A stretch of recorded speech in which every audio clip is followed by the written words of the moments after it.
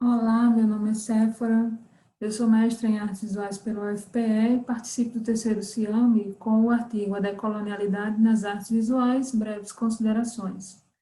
Se trata de uma tentativa de organizar os conhecimentos iniciais sobre a decolonialidade com os quais eu tive contato no âmbito do mestrado ou através de visita a exposições e obras de artes, mas também se trata de discutir a episteme decolonial com as minhas expressões visuais, com maquiagem, sobretudo em dois trabalhos, um de 1999 e outro de 2005.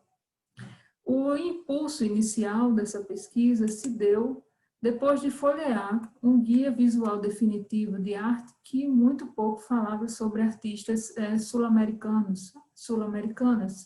mas mesmo assim ainda citava nomes como Joaquim Torres Garcia, Maria Martins, Diego Rivera, José Clemente Orozco, José Guadalupe Posada, Davi Alfaro Siqueiros, Rufino Tamayo, Frida Kahlo, Jesus Rafael Soto, Júlio Leparque, Fernando Botero e Hélio Oiticica. Com o silêncio que eu verifiquei depois de folhear essa publicação,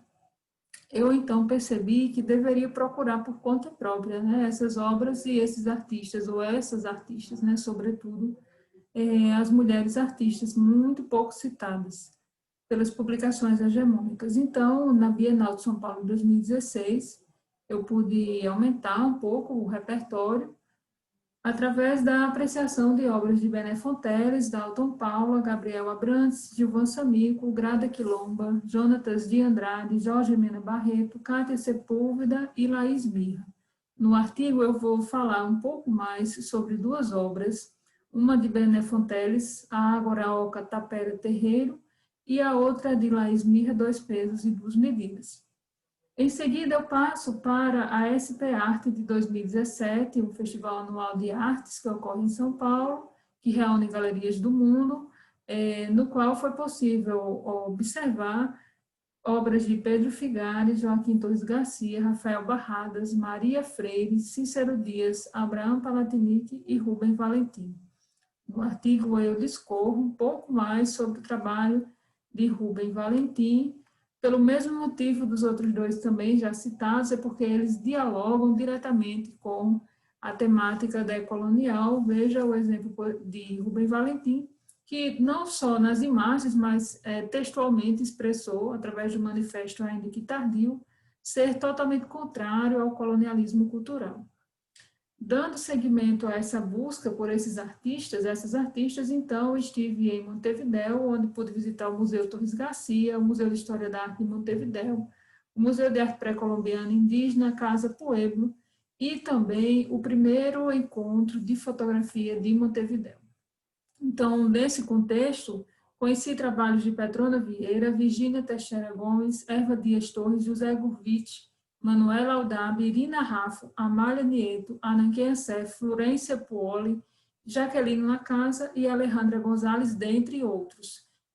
Cito e discorro um pouco mais sobre o trabalho de Alejandra Gonzalez, lá a vegetação era mais densa. No texto está um pouco mais desenvolvido. Nas exposições, temos as exposições do Museu da Abolição em Recife, sobretudo a exposição Entre Moveres, a palestra de Rodrigo Lopes, Introdução ao Pensamento Decolonial, que ocorreu no Museu Murilo La Greca, no âmbito desse movimento, né, do Movimento Nacional Trovo, que promoveu a Entre Moveres, mas também a exposição Tramações 2 e a palestra de Renata Felim, professora da URCA, que também é performer com essa temática da decolonialidade. Também no quinto encontro da fotografia, o pequeno encontro da fotografia de Olinda, onde pude ter contato com obras, por exemplo, como a de Aline Mota, Filha Natural, que dialoga bastante com a temática decolonial. Mas também é importante citar a Costura da Memória de Rosana Paulino, a obra Mãe d'Água, de Adriana Varejão, a arte e texto de Fef Ringold, os murais de André Vicente,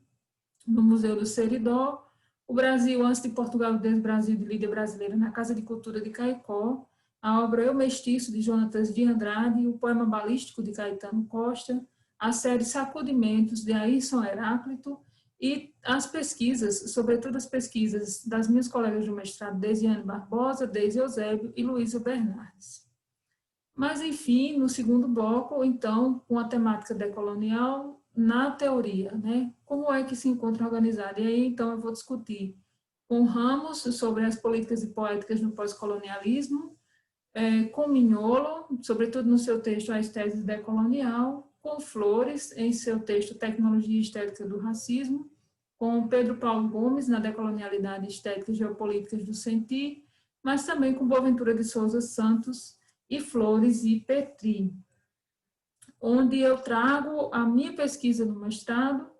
e aí nós vamos discutir sobre o trabalho artesanal e artesanato no Brasil, como um possível desdobramento dessa colonialidade sobre essa produção, sobre essa expressão.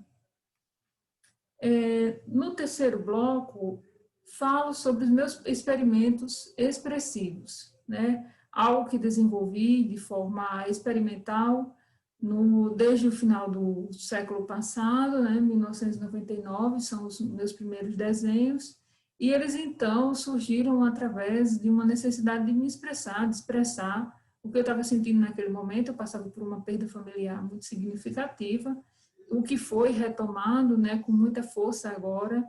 nessa pandemia, e talvez isso tenha motivado a escrever sobre, né, esse trabalho depois de tanto tempo. Mas, enfim, são essas sensações expressas com maquiagem sobre papel que aí eu vou tentar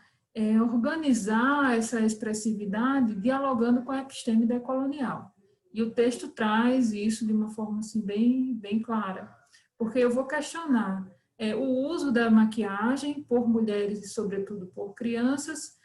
como uma tentativa ou como uma possibilidade de práticas hegemônicas, né? Eu questiono o Brasil, enquanto maior consumidor de cosméticos do mundo, pode revelar que temos uma temática hegemônica ditando as regras que nós, mulheres, queremos ser iguais a outras mulheres, quais mulheres e por quê. E aí vou dialogar